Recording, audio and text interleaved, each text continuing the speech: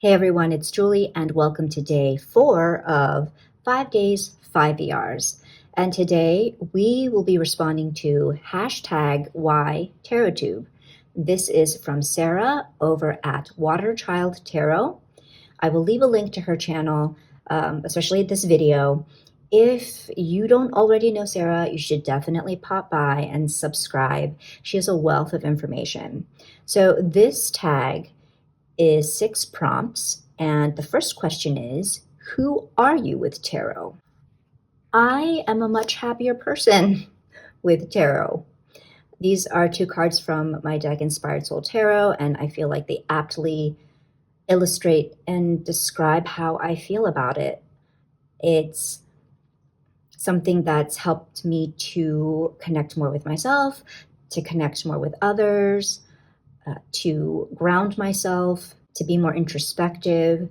And my tarot practice has definitely become a part of who I am, a part of my identity. And I really love that. And I'm also a perpetual student with tarot, which I think lends to the second question, which is, what are your tarot goals?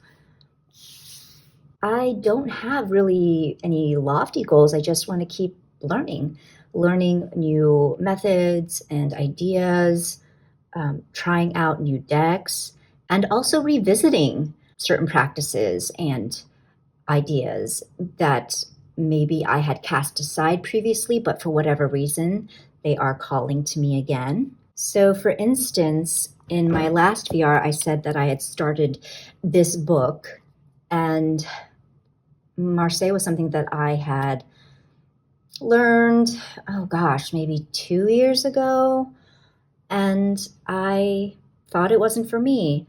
I used Tom Benjamin's Tarot on Earth, which was a fabulous resource, but ultimately I had decided that specifically Marseille decks weren't for me. Pip decks I grew to love and appreciate and value, but specifically Marseille. But for whatever reason, I have felt called to give it another try. And so I am. And just recently, someone thoughtfully gifted me this deck because they are culling their collection. And so now I have a tarot deck, which is the Tarot Siren from the Wandering Oracle. So now I can practice the teachings from this book with this deck. And like, I know this isn't a traditional Marseille, but you got to throw me a bone here. I'm just taking it baby steps, right? Baby steps. Like, I don't know that I'll ever get here, but but I think if I can connect with this, I'd be pretty happy. I'd be pretty satisfied. Another example of revisiting is this deck right here, Tarot of the Magical Forest. Now, I have sworn off so many times on my channel animal decks because, yeah, animal decks. I just don't, for whatever reason. They're just not decks that I tend to pick up and use a lot. But this one, it came back to me, and I'm going to give it another try. And it's funny because at first I'm like, I just still don't know. Like, I'm not so sure. But then Joe, I don't know if you're watching, but Joe is a fellow tarot villager, and they left a comment on my Hello Again Tarot VR. Yes, I think it was that one, where they described this deck as, I believe, what was it? Like a deck of hostage animals, or freaked out hostage animals. And it was this very eerie yet fabulous description that just kind of made me feel more affinity to this deck, just looking at it in that way, which might be weird to some, but anyway, just 2 quick examples of new decks that I'm going to try that I never, ever thought I would. Tilduc Tarot on loan from Sarah at Sunset Bow Tarot. I never, ever thought I would have any interest in trying this deck out. And I have to say it is a different experience seeing these images up close and in person as opposed to, you know, in a video or in pictures. I haven't started working with this yet, but of course I plan to, and I will keep you posted on how it goes. But honestly, I just really never thought that this would be a deck that I would try my hand at. Even more surprising than the Tilduc Tarot is this puppy right here. I kind of still can't believe it, actually. The Deviant Moon Tarot. Yeah. So I did trim this deck. This was the bordered edition, and I edged the cards. I have done some spreads with this deck, and I still don't know how to feel about it, but what I will say is that, like the Tilduc, it is certainly a different experience having it up close and in your hands and viewing the images that way as opposed to video. And yeah, a jury's still out on this one. I just really honestly still don't know what to think of it. I will say I don't hate it, and I'm not creeped out by it like I thought I'd be. Oh, well, there are a couple cards that I'm not a fan of, but yeah, so I will update you on this one too.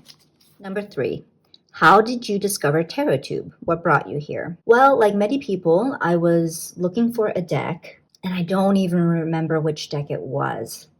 Maybe Shadowscapes, but yeah, I was looking online, and in the search results, I saw that there were videos for this deck, and so I clicked on one. And I think I've said in the past that the first video I ever watched was from either one of the two Kellys, Kellyanne Maddox or Kelly Fitzgerald from The Truth and Story. And I'm guessing it's Kelly from The Truth and Story because she does deck walkthroughs. I just went from there, and here we are. The next question is, why do you watch tarot videos? And it's because I just enjoy them.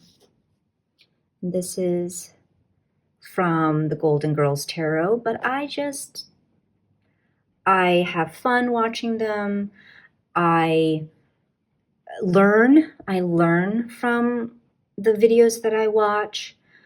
Sometimes they're stress relievers, and really, I feel as though so many of the people in the community are friends. So it's like watching friends and connecting with them through their channels. Next question, what types of content do you find most valuable? I know this is going to sound like a cop-out answer, but really I like everything.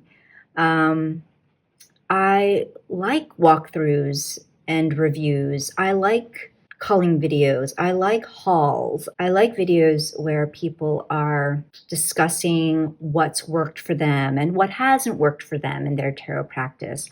I love videos where people are sharing personal things and relating that to tarot as a way to help other people. And I get awesome journaling ideas. And, you know, honestly, the channels that I follow are ones that I genuinely enjoy and find value from. If someone is a complete douche canoe, I'm not wasting my time on content that I do not enjoy. Final question, why do you participate in TarotTube? Whether it's making videos, chatting on live events, leaving comments, etc. And it's the same idea here. It's because I want to connect with people. who have the same interests that I do. I want to participate in the conversations. And I think YouTube is a great way to do that. This is why I do a lot of video responses, which is going back to question 5. That's another type of video that I enjoy. I know that a lot of people bitch about like channels doing like so many video responses and tags, and well, first of all, then don't watch. And secondly, I think it's a fabulous way to include people in a discussion and to invite newer voices. And I don't know. I just find so much value in this, shall I say, community. Dare I say that word? I do. I also participate in YouTube because, like I said, it is fun.